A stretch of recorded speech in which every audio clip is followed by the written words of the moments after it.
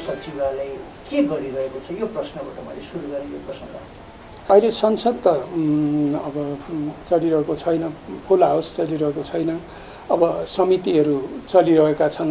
अहिले हामी अब आगामी संसदलाई चाहिँ अलि नयाँ ढङ्गले हामी ठुलो चुनौतीको सामना गरिरहेका छौँ। हामी ठुलो सङ्कटमा छौँ। यो सङ्कटभित्र अवसर पनि छ।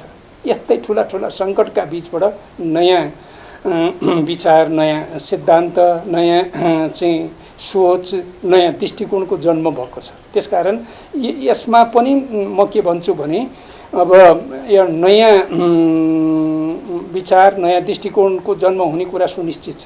तर सवाल के छ त भन्दाखेरि अब त्यो कहाँबाट पैदा हुन्छ? जसले यसलाई बुझ्छन् र असाधारण र कठोर मेहनत गर्छन् तिनीहरूले चाहिँ यो नेगेटिभ भित्रको चाहिँ पोजिटिभ पत्ता लगाउँछन् र आफूलाई चाहिँ अपडेट गर्छन् र अगाडि बढ्छन्। यदि हामीले त्यो गर्न सकेनौँ भने फेरि हामी नराम्रोसित ल्याक बिहान पनि हुन्छौँ, पछाडि पर्छौँ। हामीलाई इतिहासले बजार दिन्छ। इतिहासले पाठ सिक्न चाहिँ अहिले हामीलाई यो परिस्थितिले पाठ सिक्न चाहिँ साइरन बजाइरहेको छ। यदि हामीले पाठ सिक्न सकेनौँ भने यो कुरा पनि त्यत्तिकै निश्चित छ कि इतिहासले हामीलाई चाहिँ नराम्रोसित निर्ममतापूर्वक फालिदिन्छ। त्यसकारण अब तपाईँले सोध्नुभएको छ सङ्घीय संसद, अब सङ्घीय संसदको नेतृत्वको हैसियतले र प्रतिनिधि सभाको सभामुखको हैसियतले र तपाईँले सोधेको सचिवालय त मेरो नेतृत्व अन्तर्गतको कुरा हो। सचिवालय के गर्दैछ त भन्दाखेरि पहिलो कुरा त हामी यही विषयमा छलफल गर्दैछौँ। किनभने सबभन्दा पहिलो त हामी कसरी सोच्छौँ, हाम्रो वे अफ थिङ्किङ, हाम्रो थिङ्किङ स्टाइल कस्तो हुन्छ। जब हामी दिमागमा स्पष्ट हुन्छौँ, हामी यो परिस्थितिको ठिक ढङ्गले चाहिँ विश्लेषण गर्छौँ र संश्लेषण निकाल्छौँ र त्यसरी अगाडि बढ्छौँ। अब यो गर्नका लागि हामी आन्तरिक तयारी अहिले गर्दैछौँ। सबभन्दा पहिला आन्तरिक एकता सुदृढ हुनुपर्छ। तपाईँले सोध्नु भएको छ नि सचिवालय के गर्दैछ भन्दाखेरि सबभन्दा पहिलो कुरा चाहिँ हामी यो सङ्घीय संसदभित्र आन्तरिक एकतालाई सुदृढ गर्ने कुरातिर छौँ। त्यसका लागि हामी निरन्तर छलफल गरिरहेका छौँ र हामीले चाहिँ आवश्यकता अनुसार चाहिँ व्यवस्थापन समिति जो संसदको चाहिँ सबैभन्दा मुख्य र महत्त्वपूर्ण एक प्रकारले भने संसदको क्याबिनेटै हो, त्यसको बैठक पनि हामी बसिरहेका छौँ। सभापतिहरूको बैठक बसियो। अब त्यसमा अलिक विहङ्गम विस्तृत छलफल गर्न अलि यही परिस्थितिको कारणले सकिएको छैन। र अर्को कुरा चाहिँ योजना बनाएर लागू गर्न नसकिएको कुरा चाहिँ के छ त भन्दाखेरि सबै प्रदेशका सभामुखहरू, उपसभामुखहरूको फेरि भर्चुअलको कुरा पनि हामीले सोचेको हो। तर भर्चुअल भन्दा नि एकचोटि चाहिँ भनौँ न सशरीर नै उपस्थित भएर सबैले चाहिँ एकअर्काका नजरमा नजर जुदाएर चाहिँ अलिकति जीवन्त सजीव बहस गर्ने चाहिँ मेरो इच्छा। तर त्यो चाहिँ अब सबैको मिल्नु पर्यो। साथै एउटा प्रदेशका चाहिँ अब के भइरहेको छ भने कहीँ त त्यहाँ सभामुख, उपसभामुख, खास गरी उपसभामुखलाई पनि चाहिँ यो चाहिँ कोरोनाले चाहिँ भेट्यो, अहिले त निको भइसक्यो भन्ने भयो। यस्तै समस्या अहिले म सोचिरहेको थिएँ यो दसैँ अगाडि गरौँ भनेर। फेरि कुनै प्रदेशमा चाहिँ सभा सञ्चालन गर्ने भनेर आइरहेको छ। एउटा मात्रै छुट्यो भने पनि त्यहाँ चाहिँ पूर्णता हुँदैन। त्यसकारण म सोचिरहेको छु कि अब नहुनुभन्दा something is better than nothing भने जस्तै नहुनुभन्दा भर्चुअलै मात्रै अहिले गरेर चाहिँ सुरुवात गर्ने हो कि मेरो त्यसभित्रको कुरा के हो त भन्नुहुन्छ भनेदेखि अब उहाँहरूले त साँच्चै भनौँ भने म सभामुखमा आउनुभन्दा पहिला नै देखि चाहिँ सभामुख भएर चाहिँ कार्य सञ्चालन गरिराख्नु भएको छ। उहाँहरू हामीभन्दा पनि बढी जनताका बिचमा हुनुहुन्छ। दूरदराजमा पनि उहाँहरू हुनुहुन्छ होइन, मध्यम खालका सहरहरूमा पनि हुन्छ। ती देशभरिका अनुभवहरूलाई केन्द्रित गर्ने, उहाँहरूको अनुभवहरूलाई चाहिँ हामीले ग्रहण गर्ने र हामीले गरेका अभ्यासहरूद्वारा चाहिँ उहाँहरूलाई दिशानिर्देश गर्ने। एक प्रकारले भनौँ न अहिले भर्खरै उहाँहरू स्वतन्त्र हुनुहुन्छ, स्वायत्त हुनुपर्छ होइन। सङ्घीय सरकारहरू, सङ्घीय संसदहरू स्वायत्त हुनुपर्छ। तर अब यो केन्द्रीय संसद भनौँ न कुनै रूपमा पञ्चायतकालमा होइन, राष्ट्रिय पञ्चायत थियो र पछि भएपछि संसदै भयो। अहिले पनि चाहिँ अलिकति मौलिकतासहित हामी अगाडि बढेका छौँ। त्यस अर्थमा यसको अनुभव छ र यसले चाहिँ फेरि कमसेकम सहयोग गर्नुपर्छ र एक प्रकारले भनौँ न अभिभावकीय भूमिका चाहिँ यसले खेल्न पर्ने हुन्छ र त्यो अभिभावकीय भूमिका खेल्ने दायित्व बोधसँगै जिम्मेवारी बोधसँगै त्यो गम्भीरतासँगै चाहिँ फेरि हामीले चाहिँ एउटा अध्ययन पनि गरिरहेका छौँ। कोरोनाको कहरमा अझै पनि हामी छौँ। हजुर, एउटा तितो यथार्थ जस्तो कोरोनासँग हामी सबै लडेका हौँ। यद्यपि हाम्रा केही नैसर्गिक कामहरू छन्। कोरोनासँग सरकार लडेको छ, हामी व्यक्ति लडेका छौँ, सिङ्गो संसद पनि लडेको छ। तर त्यो कोरोनासँग सम्बन्धित रहेर सरकारले काम गरेका अर्थात् सरकारले काम गर्न सक्ने अर्थात् सरकारलाई नै सघाउ हुन सक्ने गरी अहिलेसम्म संसदभित्र कुनै विशेष समिति बनेको छैन। यो यथार्थता हो। जुन समिति बनाएर हामीले कामको निगरानी अनुगमन र सरकारलाई सहयोग गर्न सक्छौँ, त्यो चाहिँ किन हुन सकेन? होइन, अहिले जो समितिहरू छन् नि, अब समितिहरूलाई चाहिँ हामीले अलि सक्रिय र प्रभावकारी बनाउन सक्यौँ भने त्यो पर्याप्त हुन्छ। जस्तो उदाहरणको लागि यो स्वास्थ्य शिक्षा समितिको सभापति लगायत सदस्यहरू आउनुभएको थियो। उहाँहरूले चाहिँ यो भ्यालीमा चाहिँ हामीले अनुगमन गऱ्यौँ, वीर हस्पिटलमा अनुगमन गऱ्यौँ, अरू अस्पतालहरूमा चाहिँ अनुगमन गऱ्यौँ र सरकारलाई सुझाव दियौँ। सरकारले त्यो अनुसार चाहिँ अलिकति सुधार पनि गरेको छ। अब भ्यालीमा चाहिँ हाम्रो अनुगमन सिद्धियो, हामी बाहिर पनि जान चाहन्छौँ। मैले चाहिँ केही समयलाई यो चाहिँ निकै जोखिमपूर्ण जस्तो लागेको हुनाले सरकारले नै निषेधाज्ञा गरेको हुनाले मैले पनि केही समयलाई के भनेको थिएँ, अब बाहिर जाने स्थगत भ्रमणमा जाने कुरा चाहिँ केही समय रोकौँ, अर्को आदेश नभएसम्मलाई भनेको थिएँ। अहिले चाहिँ मैले 5 गतेदेखि चाहिँ अब कमसेकम सबैले जानुपर्छ भन्ने त छैन। शिक्षा र स्वास्थ्य समिति होइन, त्यो चाहिँ उपसमिति पनि बनेको रहेछ, त्यसले अनुगमन पनि गरेको रहेछ।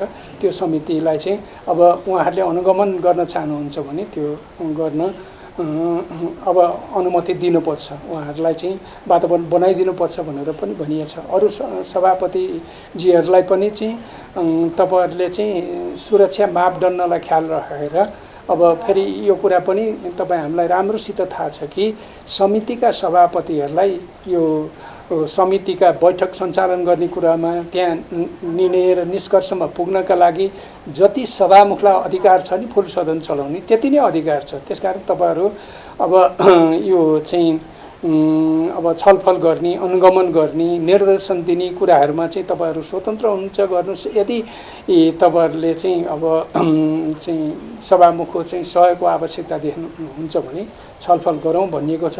र त्यसै सम्बन्धमा नै तपाईँले जुन कुरा उठाउनु भएको छ, केही मान्य सदस्यहरू चाहिँ मलाई ध्यानाकर्षण पत्र लिएर पनि आउनुभएको थियो। उहाँहरूले चाहिँ खास गरी 2टा कुरा तपाईँले भने जस्तै अनुगमन समिति र त्यसपछि चाहिँ यो निर्वाचन क्षेत्र विकास कोषलाई चाहिँ कोरोनामा खर्च गर्ने चाहिँ व्यवस्था मिलाइयोस् भन्ने खालको मुख्य कुरा त्यो भयो। 5वटा बुँदामा थिए, मुख्य ती नै थिए। अब मैले चाहिँ उहाँहरूलाई नि भनेको थियो र अहिले मैले त्यसको परामर्श पनि गर्दैछु कि मैले चाहिँ अब आवश्यकता अनुसार चाहिँ कार्यव्यवस्था परामर्श समिति हुनसक्छ, मुख्य सचेतक प्रमुख सचेतकहरू चाहिँ म जो छलफल गर्दै पनि छु।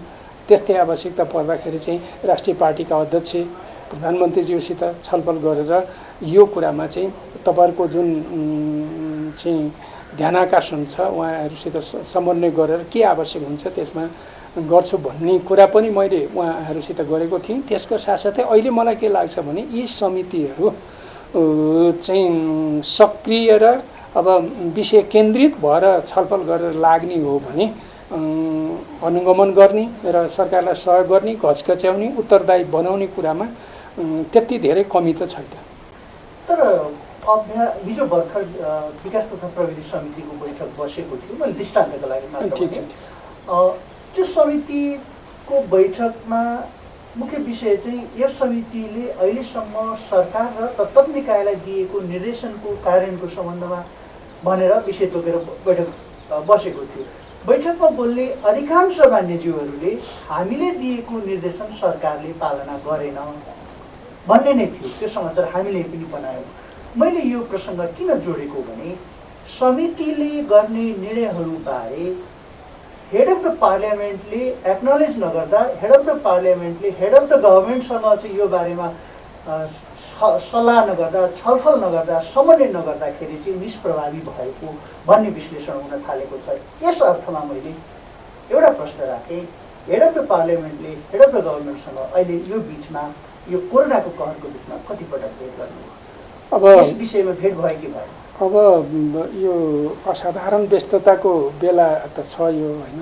वास्तवमा मेरो सशरीरै भेट भएको त एकपल्ट मात्रै हो प्रधानमन्त्रीज्यूसित मैले चाहिँ खास गरी यो कोभिड-19 को लगायत बाढी पहिरो होइन प्राकृतिक प्रकोपको विषयमा चाहिँ अलि विस्तृतै छलफल गरेको थिएँ र तपाईँले भन्नुभयो जस्तै अलिकति निकै मेहनत गरेर समितिहरूले निकै मेहनत गरेर छलफल गरेर चाहिँ प्रतिवेदन बनाउनु भएको छ, निर्देशनहरू दिनुभएको छ। त्यो निर्देशनलाई जुन गम्भीरतापूर्वक आत्मसात गर्नु पर्थ्यो हरेक मन्त्रालयले र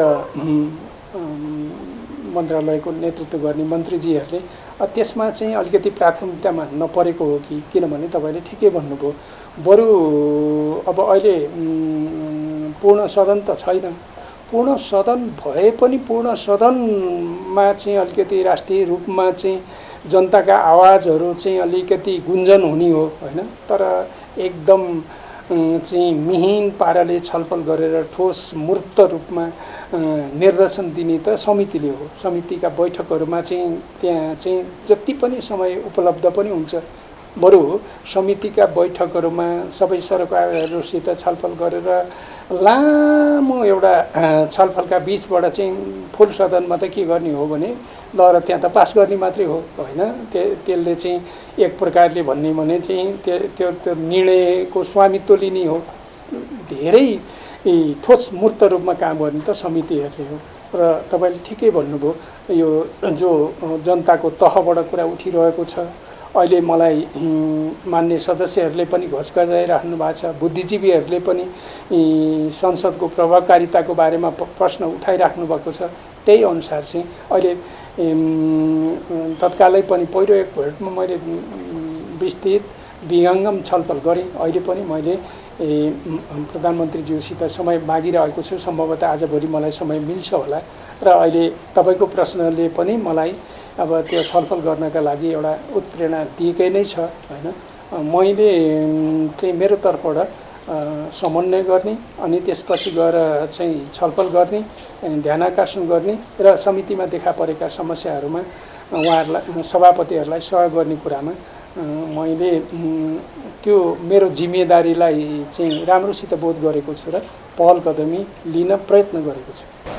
म यसको अब अर्को पाटोमा एउटा प्रश्न राख्छु सम्माननीय, जस्तो संसदले कानुन निर्माण गर्छ। हजुर, भनिन्छ हाम्रो अभ्यास परम्परा र संविधान अनुसार हेर्ने हो भने हामीले कार्यकारी अधिकार मात्र प्रयोग गर्दैनौँ, त्योदेखि बाहेक सम्पूर्ण अधिकार हामीले प्रयोग गर्छौँ। यसरी हेर्दाखेरि संसदबाट प्रतिपादित कानुनहरूको कार्यान्वयनको अवस्था अर्थात् ती कानुन अन्तर्गत बनेका नियम नियमावली नीतिहरूको अवस्थाका बारेमा कतिको जानकार हुनुहुन्छ? किनभने संसद बाहिर कानुन कार्यान्वयन नहुँदाखेरि जनताले दुःख पाएका कुराहरू बाहिर आएका छन्। यही कोरोनाको कहरमा पनि हामीले बनाएको कानुन एकातिर सरकारले अर्को समिति गठन गरेर कोरोनासँग लड्ने अस्त्र प्रयोग गर्यो, यसबारे म जवाफ माग्दिनँ। तर कानुन कार्यान्वयनको अवस्थामा हामीले दृष्टिगोचर गरेको छ कि छैन? तपाईँले ठिकै भन्नुभयो। अहिले यो प्रश्न यस अर्थमा पनि यो सान्दर्भिक र धेरै महत्त्वपूर्ण छ। हामी अहिले आज चाहिँ 8 गतेमा छौँ, 3 गते मात्रै चाहिँ हामीले संविधान दिवस मनायौँ भनेपछि यो अहिले असाध्यै सान्दर्भिक प्रश्न छ। सबभन्दा पहिलो कुरा त संविधान जो हामीले चाहिँ हाम्रो परिस्थितिमा होइन हामीले अलि राम्रो संविधानै बनाएका छौँ। राम्रो यस अर्थमा कि हामीले लोकतान्त्रिक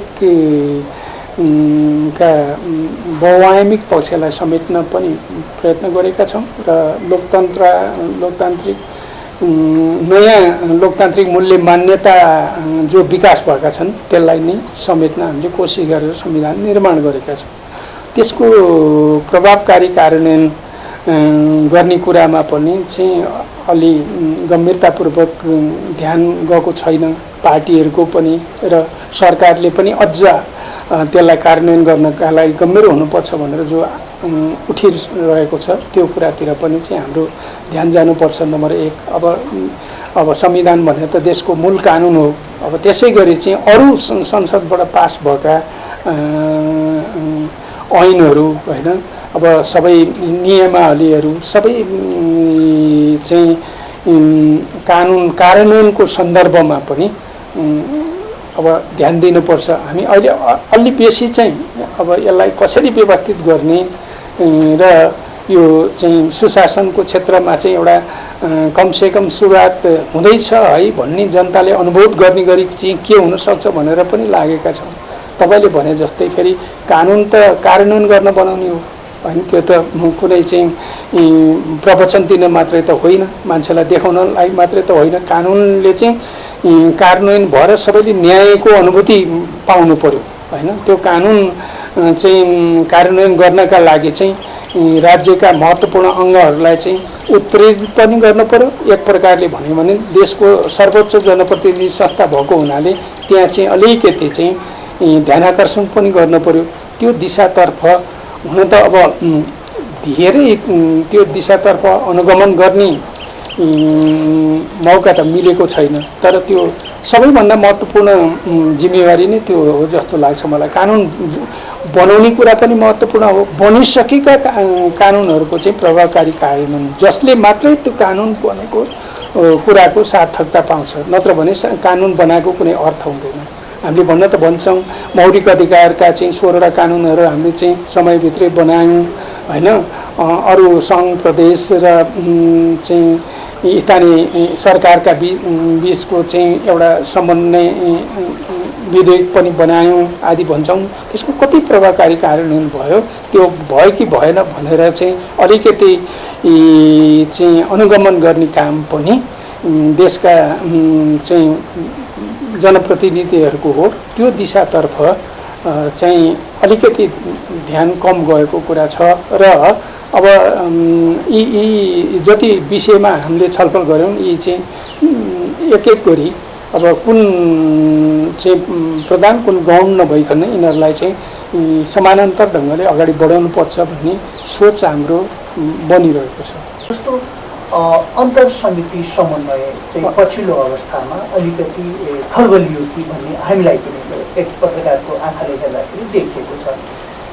केही महिना अगाडि कारागार सम्बन्धी एउटा विषय आउँदाखेरि कानुन समितिले र राज्य व्यवस्था समितिले छुट्टा छुट्टै छलफल गरे र अहिले पनि त्यो छलफलमै छ, त्यसले केही मुद्दाहरू पाएको छैन। आज पनि एउटा विषयमा दुईटा समितिले अलग अलग छलफल गरिरहेका थिए। योभन्दा अगाडिका दृष्टान्तहरूमा पनि यस्तो हुने गरेको छ।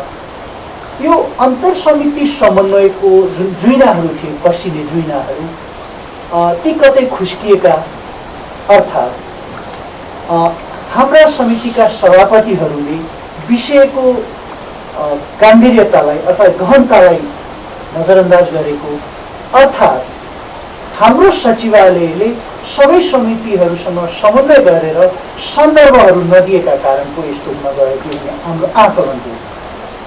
यस आधारमा म हजुरलाई सोध्न चाहन्छु, यो समन्वयको कमीका कारणले उत्पन्न हुने परिस्थिति अर्थात् त्यसको निर्देशन अर्थात् कार्यान्वयन नहुने फितलोको जिम्मा कसले लिने? अब अन्तिममा त यो यसको नैतिक जिम्मेवारी त सङ्घीय संसदको नेतृत्वको हैसियतले र प्रतिनिधि सभाको सभामुख हैसियतले मेरै हो त्यो जिम्मेवारी। र अब यस सन्दर्भमा चाहिँ मैले सभामुखको जिम्मेवारी लिइसकेपछि एउटा प्रतिवेदन आएको रहेछ। त्यो प्रतिवेदन चाहिँ अब कन्फ्लिक्ट अफ इन्ट्रेस्ट भन्ने होइन, स्वार्थ द्वन्द्वको व्यवस्थापन भन्ने शीर्षकमा थियो र मैले चाहिँ त्यो अध्ययन गरेर अब यस सम्बन्धमा छलफल चलाउँछु भनेर के सोध्दै थिएँ। अब यो कोरोनाको कारणले त्यो छलफल गर्न सम्भव भएन, बिल्कुलै सम्भव भएन। र एउटा त्यो, दोस्रो चाहिँ तपाईँले भने जस्तै यो क्षेत्राधिकारको प्रश्नमा पनि चाहिँ अलिकति अन्तर्विरोध छ होइन। दुईटा समितिका सभापतिजीहरूसित त मैले छलफल गरेँ खास गरी यो सार्वजनिक लेखा समिति र कृषि समिति हैन त्यो वैज्ञानिक वन व्यवस्थापन समिति सम्बन्धी चाहिँ अध्ययनको सम्बन्धमा अब खर्चको चाहिँ अनुगमन त हामीले गर्ने हो, त्यहाँदेखि बाहेक होइन भन्ने लेखा समितिको भयो र उता चाहिँ फेरि कार्यक्षेत्र नै कृषि समितिको नै पर्ने भयो। अब यो चाहिँ छुट्टा छुट्टै भन्दा पनि अलिकति सभापतिहरूको बिचको छलफलले नै अब यसलाई चाहिँ निर्देशन अब दिशानिर्देशले मात्रै पुग्ने होइन कि वास्तवमा सभापतिहरूकै बैठकलाई अलि जीवन्त ढङ्गले चाहिँ अलि खुलासिधा स्पष्ट छलफल गरेर एउटा संश्लेषण गरेर अनि त्यो संश्लेषणमा सबै प्रतिबद्ध हुने गरी यसको समाधान गर्नुपर्छ भन्ने लागिरहेको छ। अहिले छुट्टा छुट्टै त सभापतिजीहरूसित मेरो छलफल भइरहेको छ र समन्वयमा अलिकति प्रश्नहरू उठेको छ, मिडियाहरूमा पनि प्रश्न उठेको छ, छापाहरूमा पनि प्रश्न उठेको छ। त्यो प्रश्न प्रति मेरो चाहिँ ध्यान आकर्षण भएको छ, राम्रैसित ध्यान आकर्षण छ र त्यो कहाँ समस्या छन् भन्ने कुरा त पहिचान भएको छ।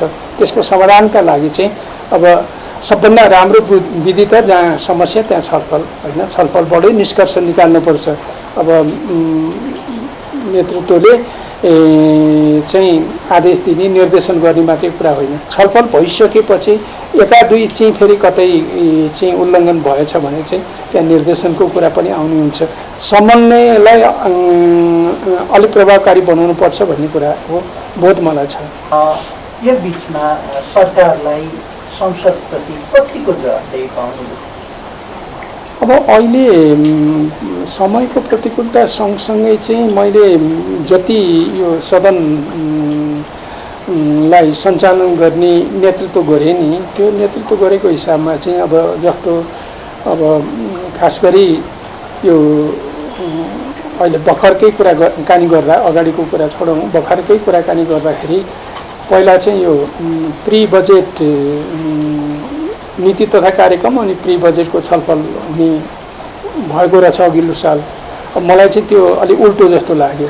किन उल्टो जस्तो लाग्यो त भन्दाखेरि प्री बजेट छलफल गरिसकेपछि देशभरिबाट प्रतिनिधित्व गर्ने मान्य सदस्यहरूले होइन आफ्ना भनाइहरू राखिसकेपछि ती भनाइ त जनताका हुन्छन्, उहाँहरू त जनताका बिचबाट आउनुहुन्छ। अनि त्यसले चाहिँ नीति तथा कार्यक्रम बनाउँदाखेरि पनि त्यो बढी वैज्ञानिक वस्तुवादी र जनताका इच्छा आकाङ्क्षा भावना समेटिने भएको हुनाले त्यसलाई चाहिँ हामीले पहिला प्री बजेटको छलफल, त्यसपछि नीति तथा कार्यक्रमको छलफल, त्यसपछि बजेटको छलफल गरियो एक। अब दोस्रो कुरा, अब हामीले यो बिचमा चाहिँ धेरै ऐतिहासिक र दूरगामी महत्त्वका कुराहरू पनि गऱ्यौँ। अब जस्तो भनौँ त्यो सन्दर्भमा संविधान संशोधन गऱ्यौँ, जो चाहिँ अनुसूचीमा चाहिँ हाम्रो संविधान नयाँ नक्सा जारी भएसँगै त्यो संविधानलाई संशोधन पनि गऱ्यौँ। त्यो चाहिँ धेरै महत्त्वपूर्ण, त्यसका माध्यमबाट अभूतपूर्व राष्ट्रिय एकताको प्रदर्शन पनि भयो। एक प्रकारले भन्ने हो भने संविधानलाई अझ परिपूर्ण, अझ समृद्ध बनाउनु त पर्छ। त्यसले चाहिँ एउटा संविधानको स्वीकार्यताको चाहिँ एउटा नयाँ चाहिँ भनौँ न सन्देश पनि गएको छ, त्यो बहुआयामिक सन्देश छ। यसै बिचमा चाहिँ फेरि हामीले चाहिँ यो चाहिँ देशमा घटेका घटनाहरूको सम्बन्धमा, खास गरी यो रुकुम घटना होइन, जहाँ चाहिँ निकै होनहार युवाहरू 6 जना युवाहरू चाहिँ हामीले गुमाएका छौँ होइन। त्यसको सम्बन्धमा चाहिँ एउटा ठुलै समुदाय होइन, दलित समुदाय धेरै उद्वेलित पनि भएको थियो।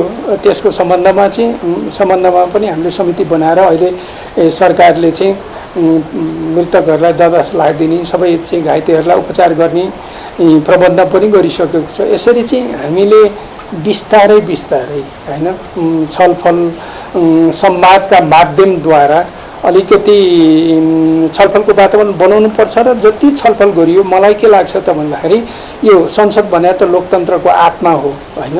त्यो आत्मा भन्नुको अर्थ, संसदलाई चाहिँ आत्मा भन्नुको अर्थ के हो त भन्दाखेरि त्यहाँ चाहिँ छलफल गर्ने। अब सत्ता पक्षले पनि चाहिँ अब आफ्ना सबल पक्षहरूको चाहिँ जोरदार रूपमा चाहिँ व्याख्या विश्लेषण गर्ने, जनताको चाहिँ भावना विश्वास जित्न प्रयत्न गर्ने कुरा भयो। आफ्ना नीति कार्यक्रम होइन योजनाहरू मार्फत प्रतिपक्षले पनि आफ्ना विचारद्वारा आफ्ना चाहिँ जनताका आवाजद्वारा चाहिँ आफूतिर आकर्षित गर्ने कुरा हुन्छ। त्यसकारण त्यो वातावरण बनाउनका लागि चाहिँ मैले भरमग्दुर प्रयत्न गरेको छु। तपाईँको यो प्रश्नको उत्तर दिने क्रममा मलाई चाहिँ के आत्मविश्वास बढेको छ भने सबै राजनीतिक पार्टीसित चाहिँ राम्रोसित छलफल गर्दै गइयो भने संसदलाई जीवन्त गतिशील र चलायमान बनाउन सकिन्छ र सदन भनेको चाहिँ त्यो चाहिँ बनाउन ठुलो ठुलो स्वरमा